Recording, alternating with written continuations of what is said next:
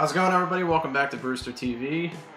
I am very excited today to be joined by my soon-to-be father-in-law and fellow craft enthusiast, Mr. Mark Yohai. How you doing today? Great to be here. Yeah, sweet shirt, by the way. Yeah, thank you. Yeah, it was free. That's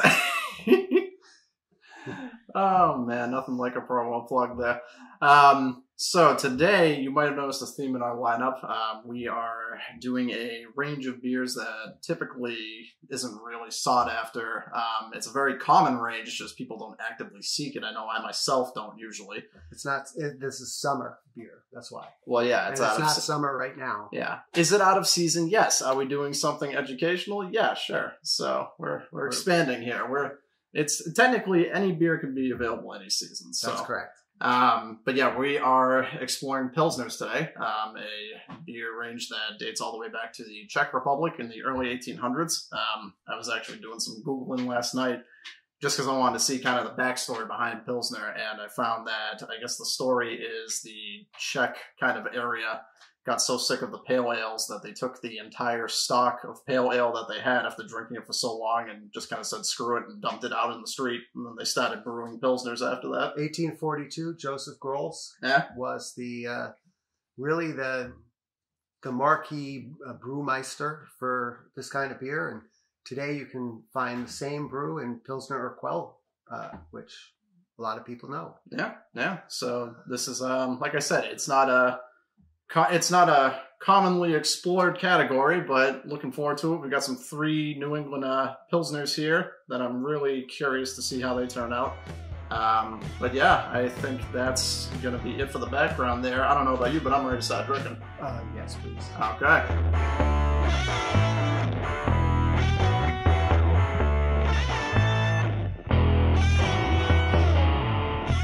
All right, so the first beer in our Pilsner adventure is going to be Lupolo. I hope I'm saying that right. And that's from Oxbow Brewing Co. And I believe they are out of Maine, but I just want to double check here. Yep, Newcastle, Maine. Yep, perfect. So, and this is described as an unfiltered pils brewed with European malts and noble hops. Named after the Italian word for hop, this Italian-style pils is an homage to the hop-forward pale lagers produced in Italy. Okay. So really wondering how that's going to be in terms of, I read, I don't know if maybe you can kind of fact check me on this, but I saw that the Italian style pills, as opposed to the German one, with the Italian one, they dry hop it, if I'm understanding that correctly. You could be right. I do have a lot of experience with pills and other beers, and I'm sure in Italy I've had pills, but this will be a new adventure for me as well. This European style of this kind of pale lager or Pilsner beer is pretty common, and so they vary the malts and they vary the hops and probably a few other items in the process. But ultimately it comes down to the taste. Yeah, and I mean, I know with the pills especially, it's all about that, like, more aromatic and spice as opposed to, like, your IPAs and stuff like that, where you've got, like, the hops making it, like, a dense, heavy flavor. So this should be nice, light, refreshing, and I think that's... light and easy. Yeah, I think that's what we're going to be looking for. So, customary on here, we always give the body a good look. You can see it's a little hazy, but... unfiltered. Yeah. That's what you get. Yeah, a little hazy, and you can see clear evidence of why we don't do live pours, because your head is vastly better than mine. Let's give it a little whiff. I'm getting that crisp, kind of spicy. Yeah, very aromatic. Now let's see. Yeah. I got a nice and smooth. Yeah. Are you getting that, like, kind of crisp, kind of spice like profile? Or I'm getting crisp. I'm getting a nice, nice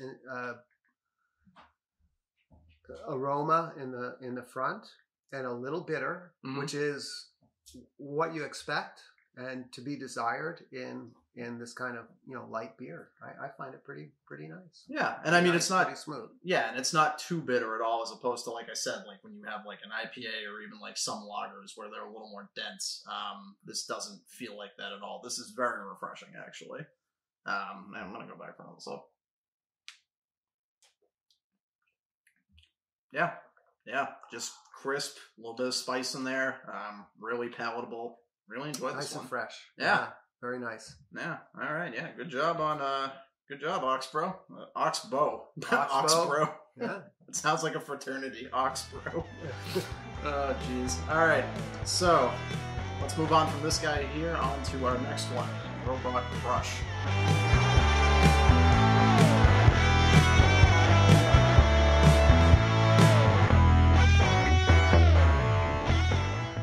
All right, Pilsner number 2. We are doing Robot Crush from Aeronaut Brewing in Somerville, Mass.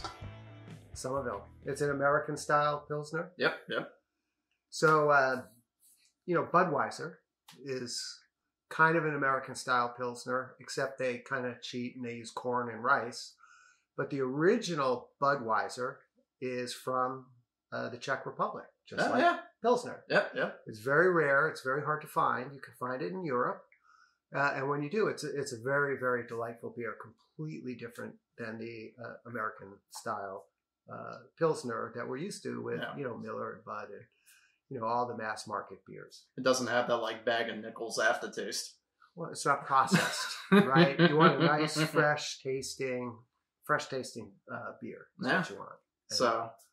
And I mean, I think this is going to mimic, you know, that style that you mentioned pretty well. I mean, already based on the body, again, little hazy, but, you know, still. This is a nice clear beer. It's a little bit different in color and clarity than the other. All right, let's give it a try. I always do the whiff. A little stronger on the scent on this one. Seems a little more flavor front from what I'm getting from the kind of sniff here. Yeah, all right, I'm diving in. I gotta catch up. Ooh. All right, first impressions. What do you think? Smooth. Yeah? Delightful. Very, very pleasant. Smooth. No bitter aftertaste. Yeah. I think this feels almost more, at least to me, I feel like it's more refreshing than, you know how this guy had like more of that crisp that I mentioned? This feels just like, there's no real bite to it, which is kind of nice, but it doesn't feel like water. It's not overpowering. It's a lot better than water. Trust me. Yes. But yeah, no, you're right. It's just a lot smoother in body. And the flavor is still there, but you're not really getting that like little bite at the end. And I can't tell if I prefer that, but I mean, I don't know. I'm up in the air here.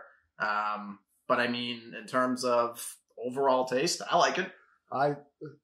Everything so far is enjoyable, and you know, we'll have another to try, and we'll weigh in after that for sure. Yeah. But this is really smooth, really well done.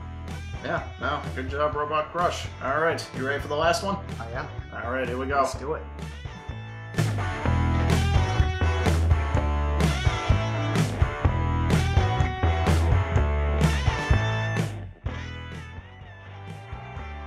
Okay. We're back. We're back. Beer number 3 in our Pilsner journey. We've got Machine from Bunker Brewing Co. I've actually had one of their beers prior. I think earlier in the season we actually did Salad Days, which was from them. That was a nice dry hop lager, really, really good. So I'm imagining, you know, based on that, this should be about the same quality.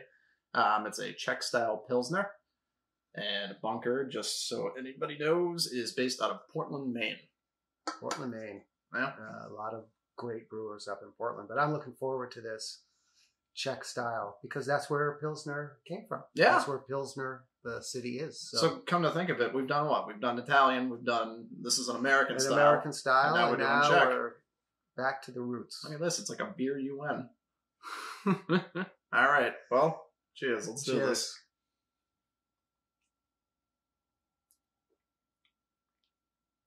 So aroma right off the rip. Ooh, that's very good, by the way. Aroma right off the rip. Not as flavor forward as this guy was when I was just kind of like giving a little whiff before sipping. But very, very, like when I went to taste, very smooth body.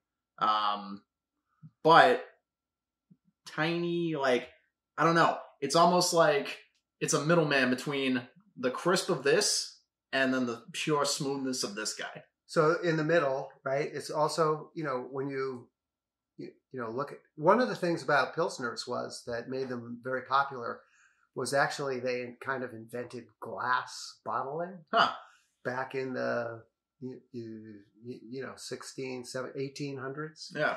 And they were able to put beer in glass. It used to be a luxury item and distribute it.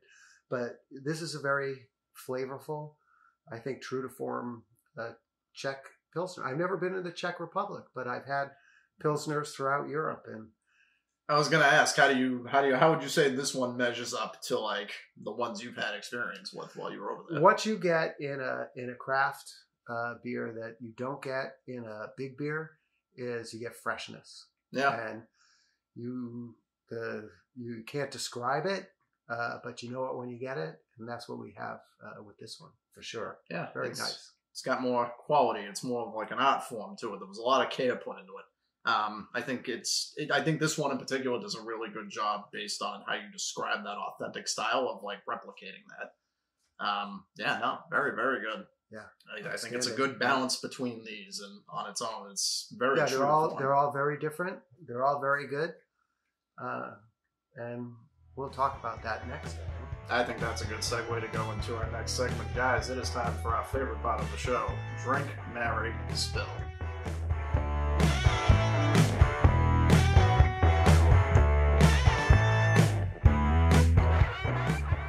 All right.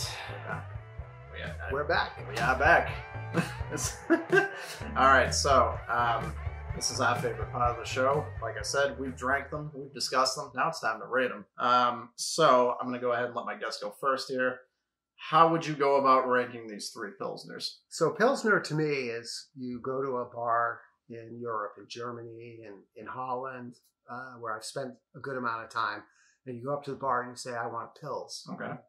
You don't order a brand. They just put out a glass, turn on the spigot, scoop off the top, and give you the freshest tasting beer you've ever had.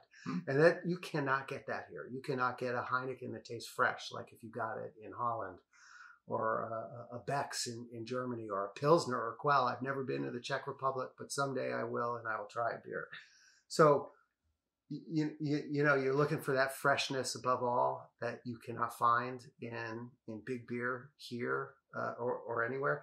I mean, I think that's number one dimension for me is freshness, flavor. Yep.